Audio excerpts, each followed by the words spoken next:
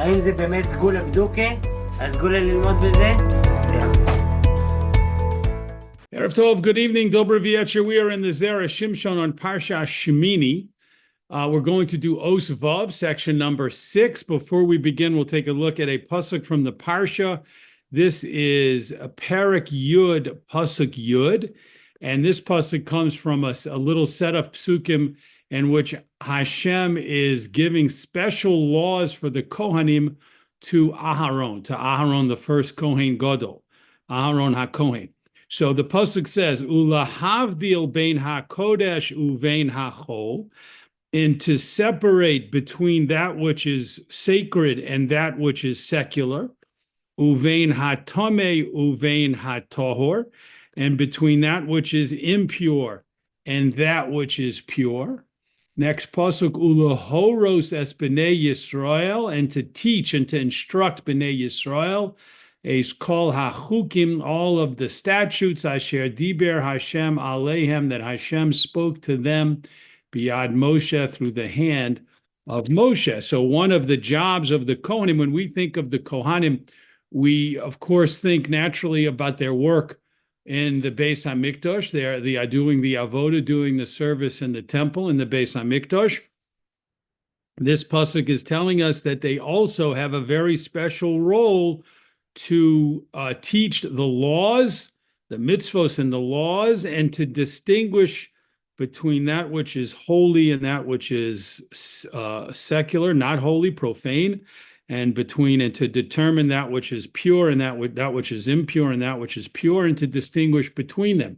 So because of this idea of Havdalah, of distinguishing and separating between the pure and the impure, between the holy and the sacred and the profane, the Zera Shimshon in this piece is going to talk about the Havdalah ceremony in which we distinguish between certain things. And we're going to see right at the start in the first paragraph that there were certain very early texts in which, instead of just having four Havdalos, four things that are separated between in the text of Havdalah, there were 7 things that were separated between, and you'll see what I mean in a moment. And although the Zera Shimshon brings this down from a medrash, you can also see this idea of 7 items to separate between in the Havdalah and a Gemara and Maseches Psachim.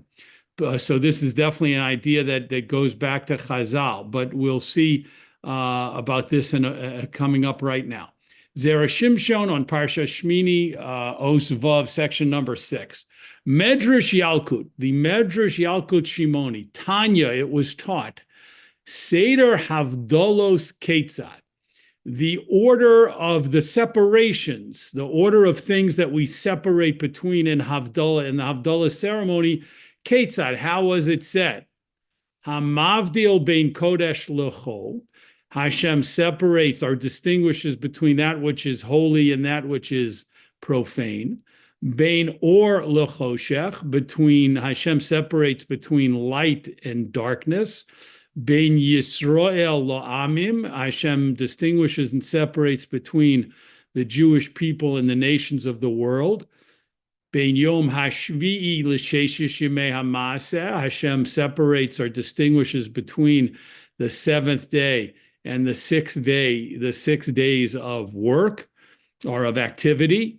And that's where our Havdalah stops. Our Havdalah only has those 4 Havdalos, those 4 statements about separation. But you'll see now there are going to be 3 more in this text from the Yalkut Shimoni. Bein tameh letahor, Hashem separates between the impure and the pure. Bein mayim ha'elyonim letachtonim, Hashem separates between the upper water and the lower water. Bein kohanim lileviyim v'Yisrael, and Hashem separates between the kohanim and the Leviyim and Yisrael, the 3 different categories among Jewish people. Ad kan Lashono, until here is a quote from the Yalkut Shimoni, the Medrash Yalkut Shimoni. So right off the bat, obviously, it's very fascinating and interesting to see this idea from the Medrash Yalkut Shimoni that has 7 different things that Hashem separates between as being important to mention in the Havdalah ceremony. Again, we only say 4. We say the first 4, Hamavdil bein Kodesh L'chol, bein Or L'choshech, bein Yisrael La'amim, bein Yom HaShvi L'Sheshim Yamaseh. Those are the 4 that we mentioned in our Havdalah ceremony, but the Yalkut Shimoni had three additional ones to mention. And as I pointed out a moment ago, if you'd like to see the Gemara's discussion about this, the things that we should talk about in Havdalah, it's in Maseches Psachim, Daf Kuf Dalid, page 104. You can take a look at that. So now let's continue in the Zera Shimshon. Signon HaMedrash Kachu. The style of this medrash, or the form that this medrash takes, is as follows.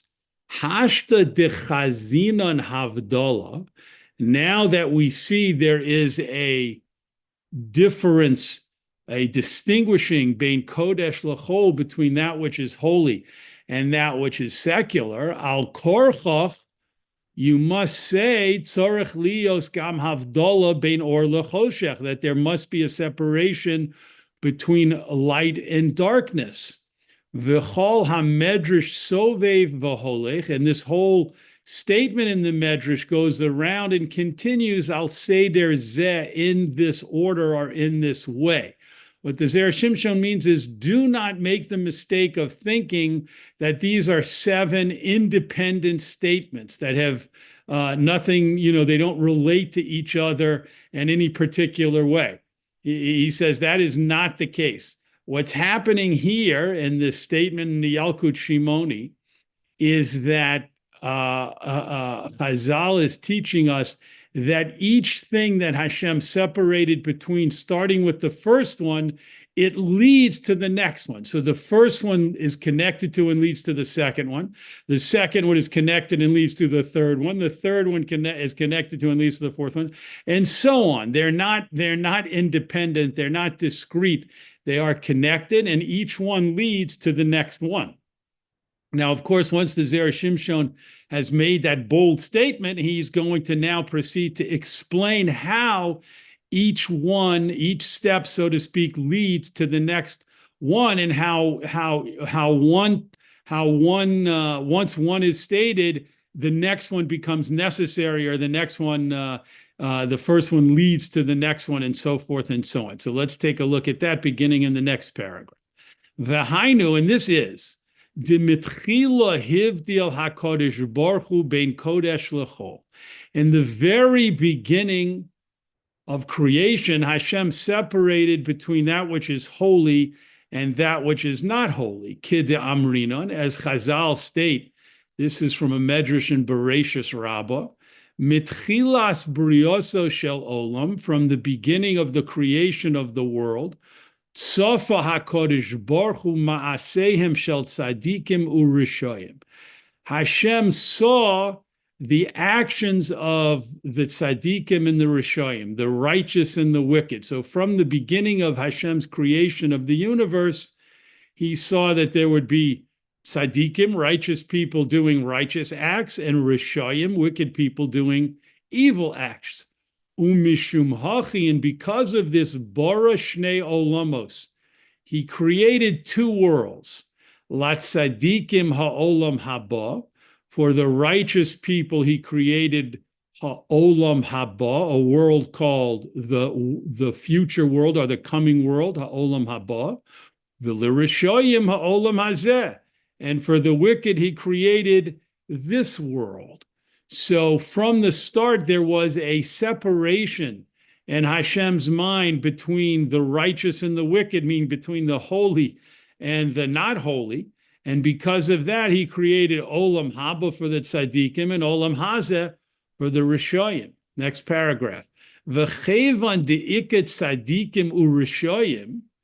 And since Hashem knew there were going to be, anticipated that there were going to be righteous individuals and wicked individuals, holy people doing holy things and and profane people doing profane things. Al korchoch tzorech havdola bein or lechoshech. Therefore, he was compelled to separate the next separation, which is between light and darkness. Kide amrinan b'medrash, as Chazal state in the Medrash, Ra'ah she'ein, Hashem saw that there would not, she'ein ha'olam ra'ah, and we're now moving to the top of the next column on the left, that the world would not be fit, lihishtamesh la'oro, to use the light that Hashem originally created.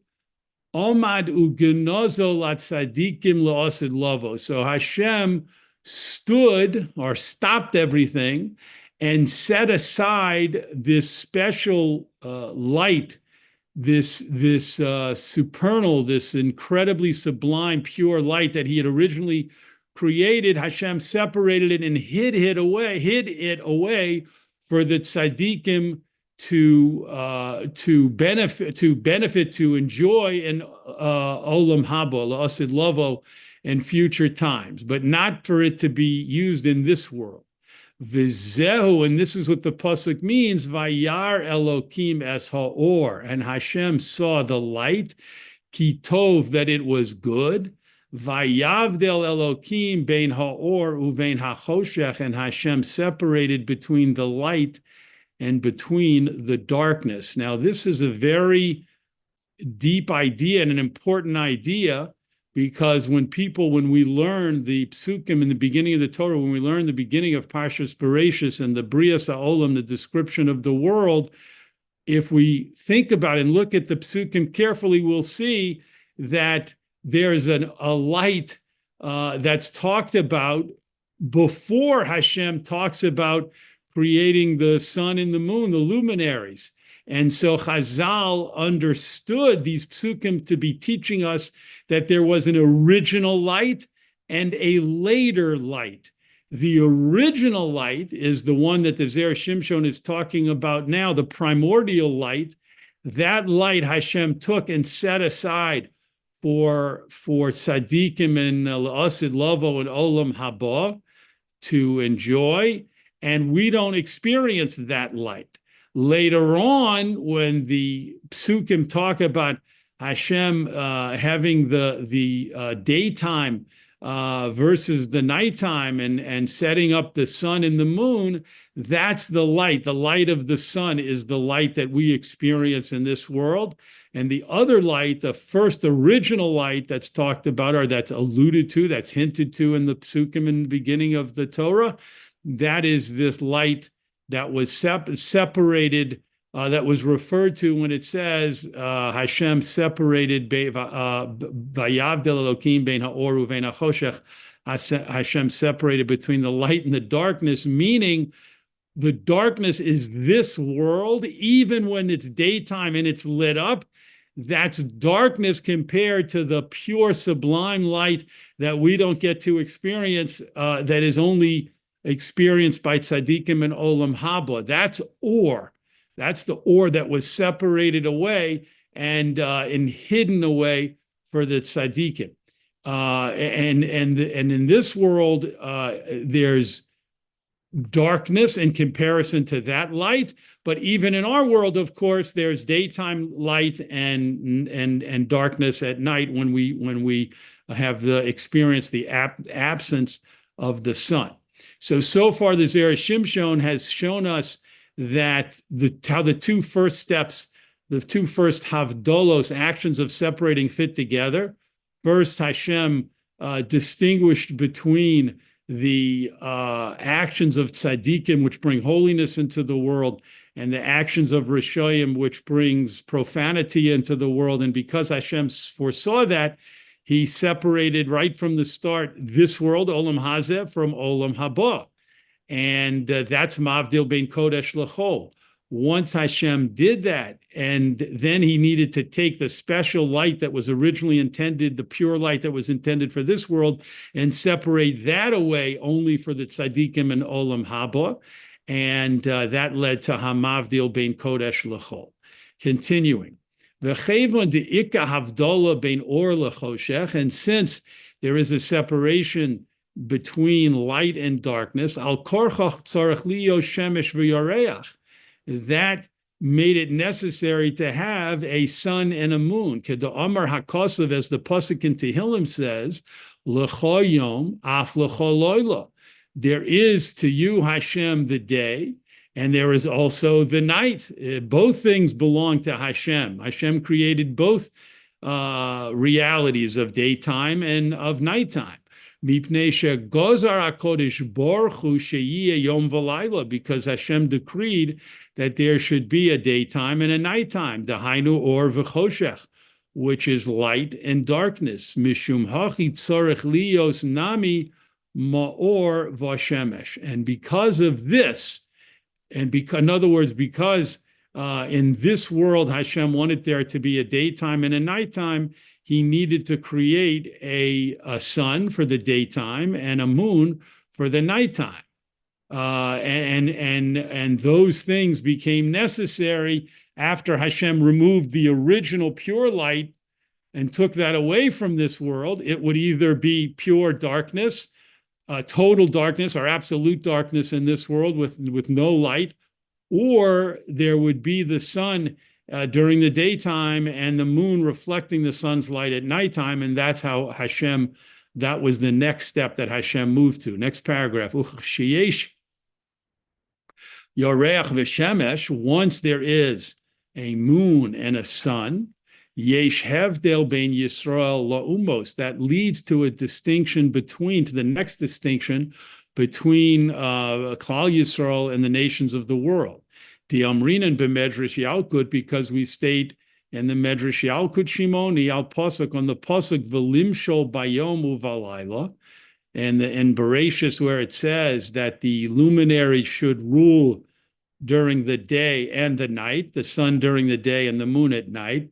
Derech Eretz, this is the way of the world, the Medrash says. Godol monet la Godol, the older one, the older son, counts according to the old, not older, but greater luminary. So that means Esav, who is older than his twin brother Yaakov, counts according to the sun. He sets up a solar calendar. V'kotan monel akotan, and the younger one, Yaakov Avinu, bases his calendar according to the smaller luminary, according to the moon, a lunar calendar. Ma chama zo sholetis bayom v'lo balayla. Now the Medrash continues and says, just like the sun has dominion during the day, but not at night, Kach Esav, so too Esav, yesh lo chelek ba'olam hazeh, he has a portion in this world, ve'ein lo chelek la'olam haba, and he does not have a portion in the next world. Uma halavana sholetes bayom uvalayla, and just like the moon can be seen during the day and at night, of course we know that sometimes we can see the moon during the day. Kach Yisrael yesh lam chelek ba'olam hazeh uva'olam haba. So too, Bnei Klal Yisrael have a portion in this world and in the next world. V'zehu ben Yisrael lo'amim, and this is the way that Hashem distinguished between Yisrael and the nations of the world. Continuing to the next page, column on the paragraph on the top right. V'hevdel zeh devein Yisrael la'umos, this separation that Hashem made between Yisrael and the nations of the world, and that's represented by the moon and the sun, the moon being the luminary that represents Klal Yisrael and the sun being the luminary that represents the nations of the world. This separation that Hashem made, it leads us, Hevdel, to the next separation, Ben Yom HaShvi'i L'Sheshes Yemei HaMaseh, between the separation between the day of Shabbos and the 6 days of creation, 6 days of work. De Amrinan b'Sanhedrin Perek Zayin, because Chazal say in the Gemara Sanhedrin in the 7th chapter, the Ben Noach Sheshovas Mimalocha, a non-Jew, a Ben Noach, who rests, meaning he refrains from doing the prohibited labors that we as the Jewish people are not allowed to do on Shabbos, chayiv misa. He is chayiv misa. He's liable to die for that. That's a terrible transgression, meaning it's forbidden for a non-Jew to keep Shabbos. So let's imagine that a non-Jewish person reads about Shabbos in the Torah, becomes inspired to keep it, or more practically speaking, let's say a non-Jew wants to convert and is studying to convert, and they see with their own eyes the beauty of Shabbos, and they want to keep Shabbos. We have to make sure they don't do that. That's a terrible. That would be a terrible transgression for a non-Jew to keep Shabbos. Ve'az harasan zohi misasa. And Chazal say when the Torah states that a non-Jew is forbidden to do something, automatically that becomes the death penalty as the punishment if they violate that law. It's different than among the Taryag mitzvos, the 613 mitzvos that we have. Sometimes there's no particular punishment prescribed. Sometimes there are certain punishments prescribed that are much less than misa, than the death penalty, and sometimes there are prohibitions that if a person violates them under specific circumstances, there might be either misa bidei shamayim or misas bezdin, either death at the hands of heaven or death at the hands of the bezdin down here on earth. But that's not true of the Bnei Noach. Each one of their mitzvos, if a non-Jew violates any one of the 7 mitzvos of Bnei Noach, that is the punishment is death. V'livnei Noach ein hevdel ben yom hashvi l'sheish shemei hamaseh. From the perspective of a non-Jew, therefore, there is no difference between Shabbos and the rest of the days of the week, because they are not allowed to rest from malacha, to refrain from doing malacha on Shabbos. So therefore, every single day of the week, all 7 days of the week, are days when they should be and need to be obligated in doing work and doing constructive activity, unlike Jewish people who refrain from malacha on Shabbos. The Asi Shapir, and now it makes sense, the Diek Lomar, that the Medrash was careful, precise to say, Yom Hashvi l'sheish shemei hamaseh. That's the language of Havdalah. Hashem separates between the 7th day and the 6 days of Ma'aseh, of creation, of doing things, of doing work. V'lo ka'amar bein Shabbos l'chol. It didn't say what it could have said, that Hashem separated between Shabbos and the rest of the week, because that would not have made the point that needed to be made, which is that because Hashem separated between Yisrael and the Amim, between the Jewish people and the nations of the world, once Hashem made that separation, that led to the separation of Shabbos and the 6 days of work, because the Jews have the day of Shabbos when they don't do malacha, and they have 6 days when they do malacha, whereas the non-Jews have all 7 days of doing malacha and are not allowed to choose a day to refrain from doing malacha. Next paragraph. V'hashta de'ika chiluk. And now that there is a difference, a distinguishing bein yom hashvi'i v'chulei, between the 7th day of Shabbos and the rest of the days of the week, yesh hevdel nami, there is also a separation. This leads to the next havdalah, the next separation. Nami also bein tamei l'tohor, between that which is impure and that which is pure. To call mine ruchos hatuma, because all of the different types of impure powers in this world, nitmorin b'Shabbos, they are reduced, they are denigrated on Shabbos, they are pushed down, they are subdued on Shabbos. The ode and another so Shabbos, the idea of Shabbos being special and different and unique, it leads us to the fact that during the 6 other days of the week, Sunday through Friday, the kochos hatuma, the ruchos hatuma, the powers of impurity are able to express and show their power, but on Shabbos they are subdued. Ve'odi amrinan besota. Chazal also say in Maseches Sota, hatohara notla tam haperos ve'es hareach. The fact that people were not careful about purity, about maintaining the rules, procedures, and halachos of tahara, of purity, this resulted in the flavor and the fragrance of fruits being taken away. Very interesting idea here, expressed in the Gemara in Sota, that originally, when tahara, when purity, spiritual purity, was more powerful in the world and more dominant in the world, this was expressed physically through the taste and the flavor of the fruits of the world. And this was reduced corresponding to the reduction in the care that was given to tahara, to the laws of purity and impurity. Uva Maseches Shabbos, in the Gemara in Maseches Shabbos Amrinan, we say, Tavlen echad yesh lanu.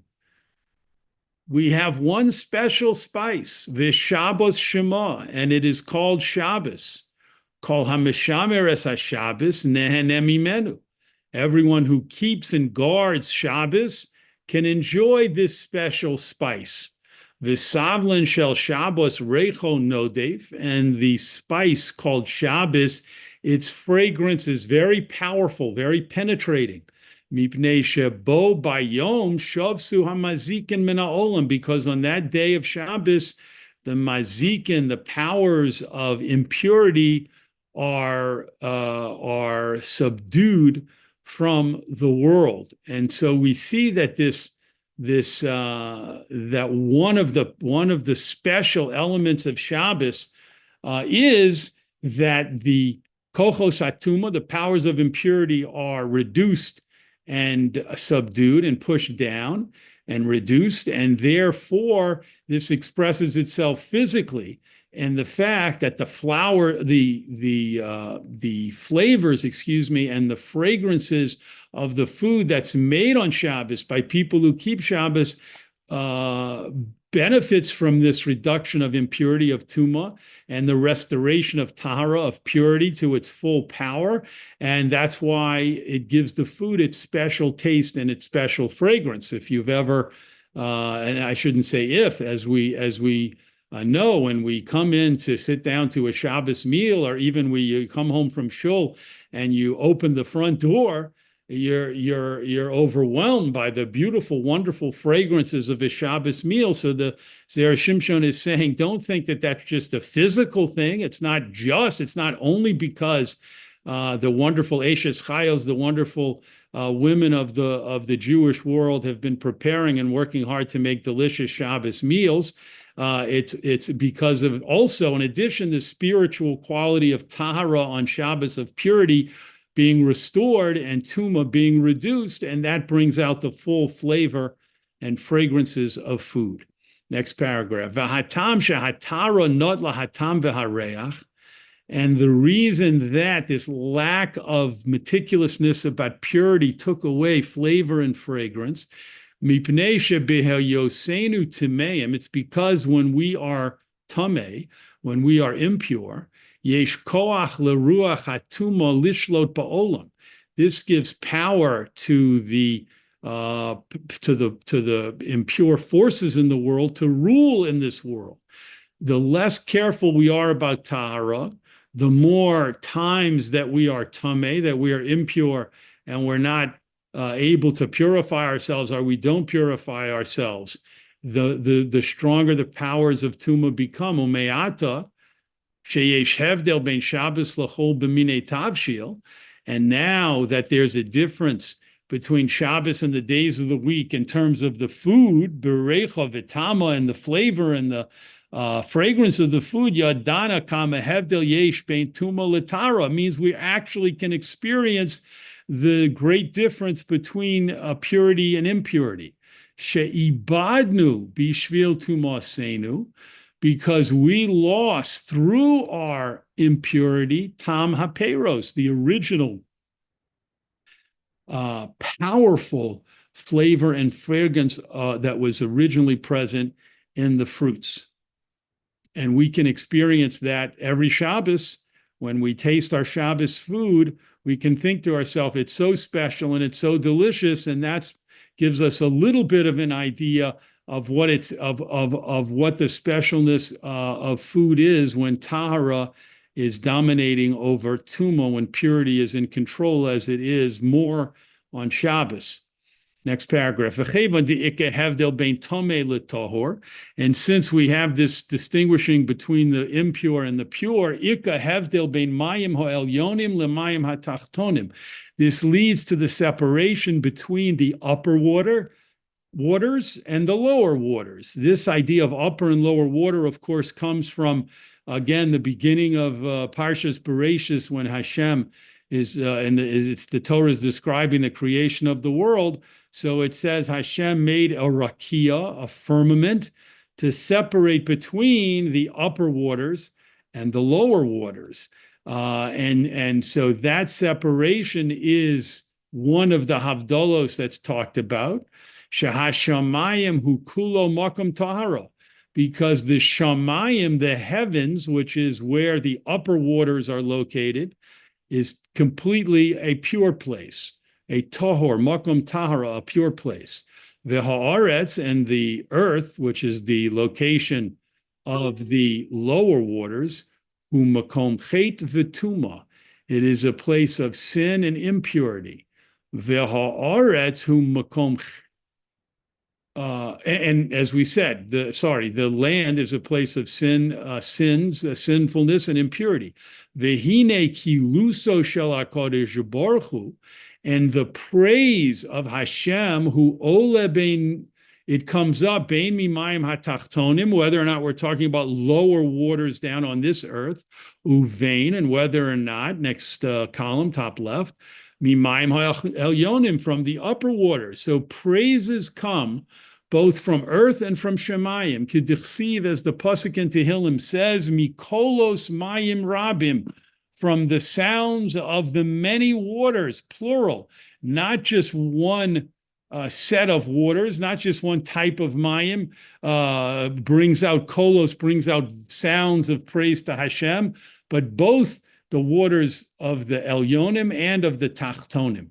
Both praise Hashem. Next paragraph, Vinoda, and it is known, Shahamayim HaTachtonim, the lower waters, the waters of this world, Lo Parshu Mimayim HaElyonim, they were not separated from the upper waters, Ela Mitoch Bechia, except through crying, meaning that the lower waters experienced tremendous pain when they were separated from the upper waters. This was a painful experience for the waters that ended up down on the earth. Shenemar, as the pasuk says, a pasuk in Eov, mi bechi neharos chibesh.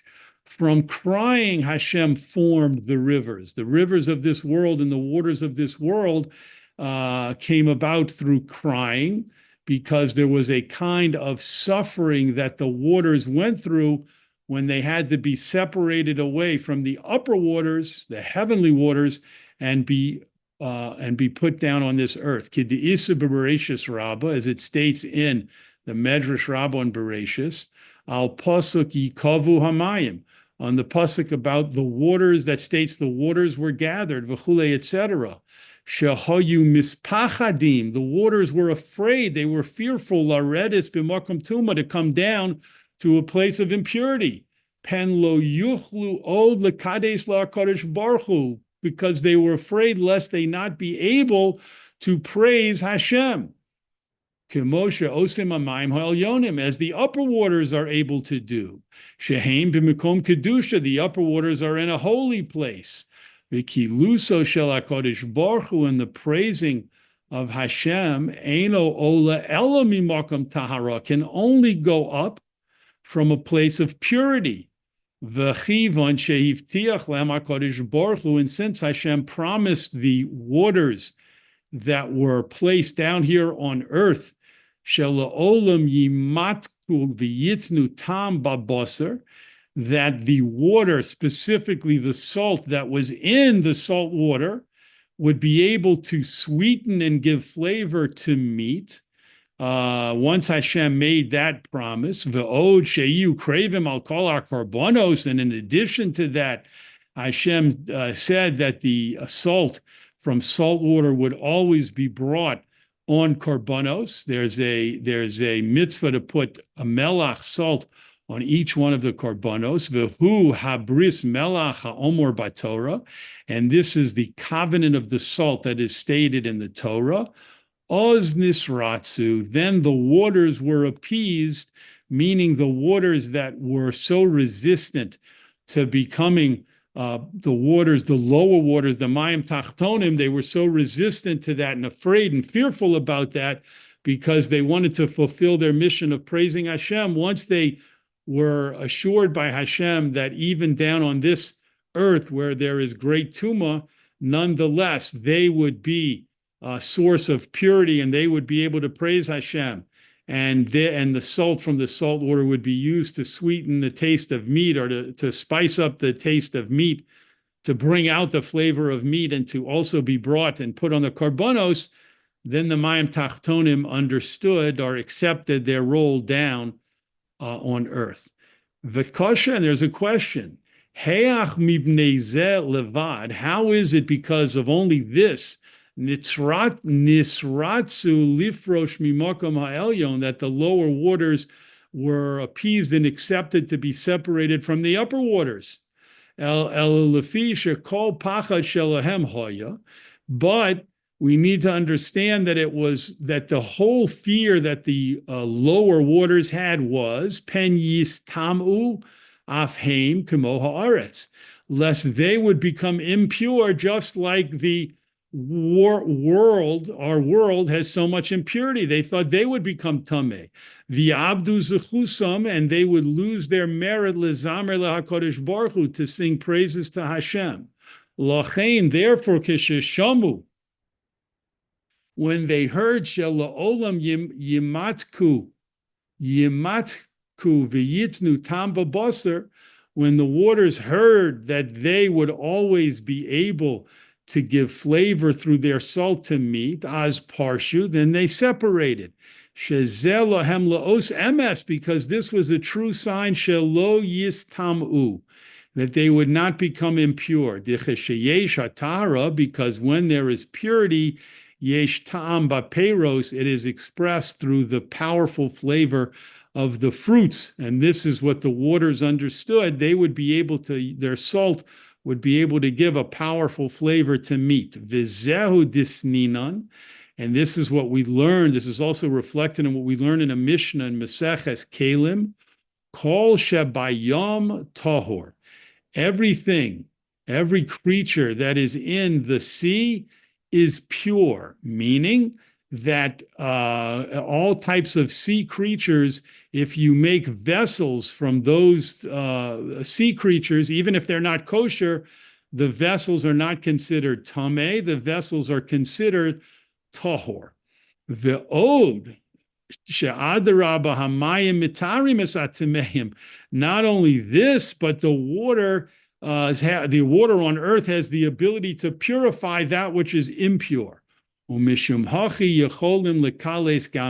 therefore, because of this, the lower waters, the waters here on earth, are able to praise Hashem and come from a place of Tara, a place of purity. They bring purity themselves, and their praises can rise just like the praises of the Shamayim, from Shamayim. Next paragraph. V'hashta, now the chazinon de'ein ki luso shel makom ola.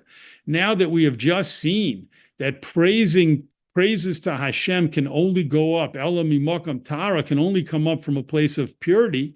Al korchoch tzarach lomar, you are compelled to say shem mishamshav tzrichim liyos tehorim.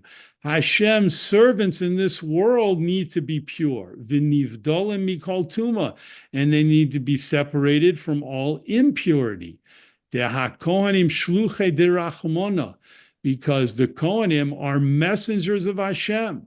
Ucheshem shehakohanim he muvdolim machmas avodasam, and just like the Kohanim are separated because of the special service they do in the Beis HaMikdash, which of course has to be done completely in a state of tahara, of spiritual purity. Kach haLeviim tzrichim liyos muvdalim. So too Leviim need to be separated, machmas duchonam, because of their standing on a platform and singing in the Beis HaMikdash, which was the role of the Leviim, one of the critical roles of the Leviim, to do the singing that was obligatory in the Beis HaMikdash. Ve'elu ochlim truma, and the Kohanim are entitled to eat their special food called truma, which is separated for them from the produce of Bnei Yisrael. Ve'elu meiser, and these Leviim also have a special food which is separated for them, and it's called meiser.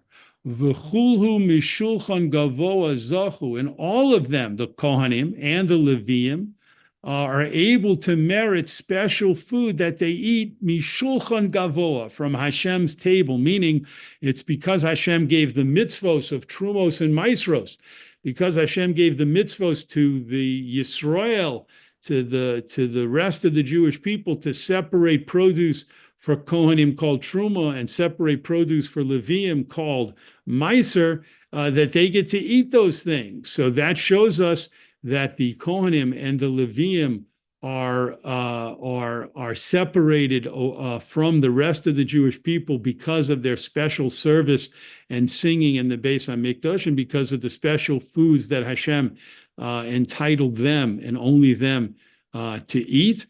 Because of that, we see this last separation between HaKohanim and Leviim and Yisrael, between the Kohanim and the Leviim, and the Kohanim and the Leviim and Yisrael. There's a dividing line there as well. So the Zera Shimshon has taken the excerpt from the Yalkut Shimoni that talks about the 7 Havdolos, the 7 acts of separation that Hashem performed, and that according to one opinion, one approach, one school of thought, I should say, should be mentioned in Havdalah. Again, that's not what we do. We only mention the first 4. But the Zera Shimshon has shown us that all 7 of those Havdalos exist and are important, are very important. And also he's shown us how each one, from the first to the second to the third, etc., leads to the next one, and makes the next one necessary. Once you know one, you have to have the second one, and then you have to have the third one, and so forth and so on. At the very least, we can walk away from this piece understanding a little bit more about how the whole entire concept of Havdalah, of separation and distinguishing, that is so fundamental a concept in Yiddishkeit, in the Torah, in the mitzvot. So many things have to do with showing a distinction of different types between different things, different realities, different times, different objects. We can see how important that is in terms of Hashem using it all the way back from the beginning of the creation of the world. Yasher Koch for joining in the learning in the Zera Shimshon this week. We look forward, God willing, to learning together in the Zera Shimshon again next week.